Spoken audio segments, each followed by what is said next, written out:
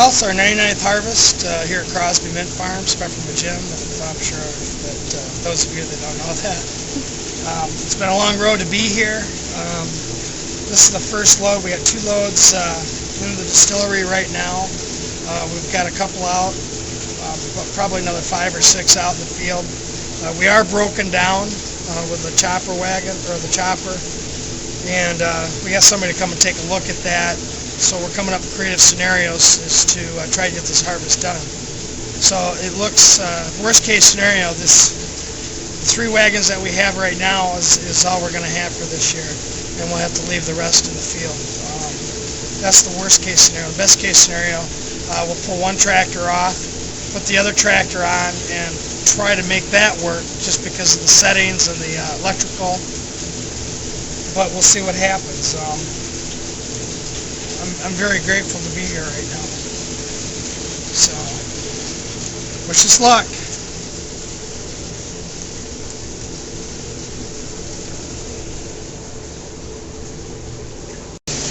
So explaining how all this works. What's that? Explanation of how all this works. Well, I'm late to the party, so I got it. This type of situation has been around for at least 1,000 years.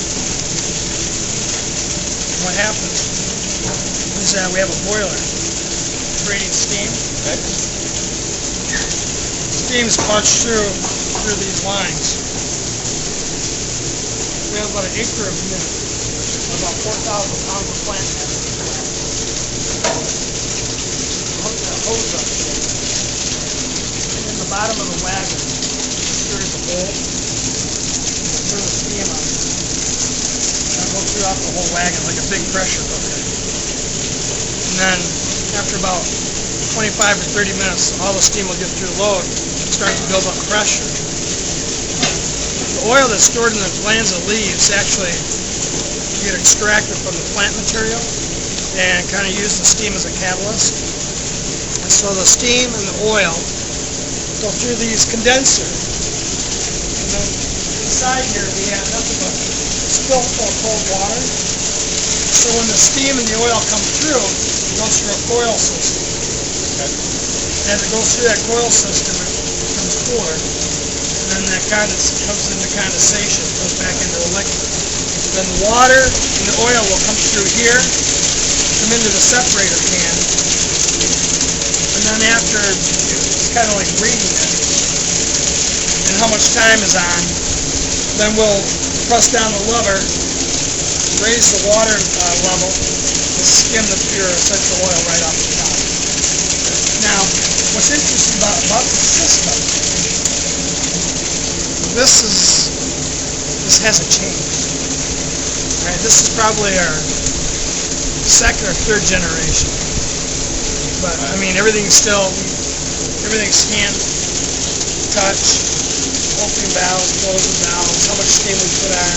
It's kind of like I'm talking to you, but I also at the same time, I know my steam is getting up in the boiler, and then right now I'm listening to make sure, like when the water's splattering, I know that's feeding, this is my feed tank.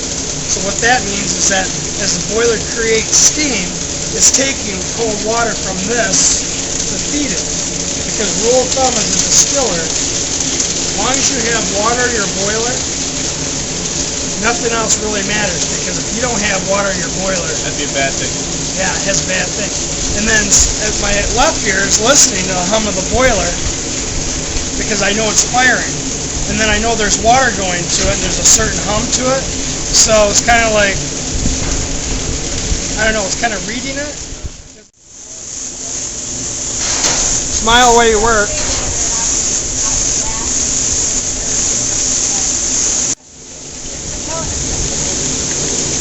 Oh, good. Okay, there you go. Okay. Here we are, first load, 9:45 at night, 99th harvest. It is what it is. What a long day to get here.